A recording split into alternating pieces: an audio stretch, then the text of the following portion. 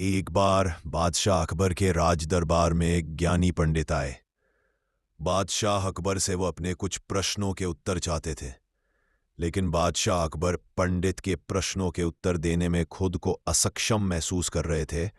फिर बादशाह अकबर अपने दरबार के सलाहकार बीरबल को ज्ञानी पंडित के प्रश्नों के उत्तर देने के लिए आदेश देते हैं। राज्य में बीरबल की चतुराई के किस्से बहुत प्रसिद्ध थे और सभी को उम्मीद थी कि बीरबल ज्ञानी पंडित के सभी प्रश्नों के उत्तर बहुत ही सरलता से दे सकते हैं।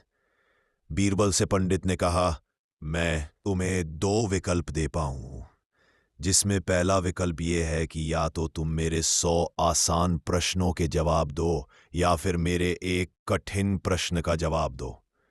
बीरबल ने कुछ समय सोचने के पश्चात पंडित से कहा, मैं आपके 100 आसान प्रश्नों के बजाय एक एक कठिन प्रश्न का जवाब देना चाहूंगा।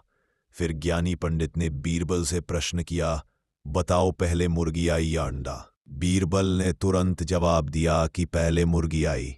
तो पंडित को आश्चर्य हुआ और उसने फिर बीरबल से पूछा कि तुम किस आधार पर कह रहे हो कि पहले मुर्गी आई?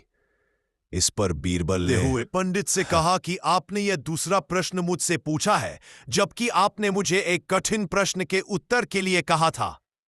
इसके बाद ज्ञानी पंडित बीरबल को कुछ और कह नहीं पाए और फिर जवाब दिए बिना ही राज दरबार से प्रस्थान कर लिया। बीरबल की चतुराई को देखकर बादशाह अकबर ने बीरबल से कहा, तुम इस राज्य के सबसे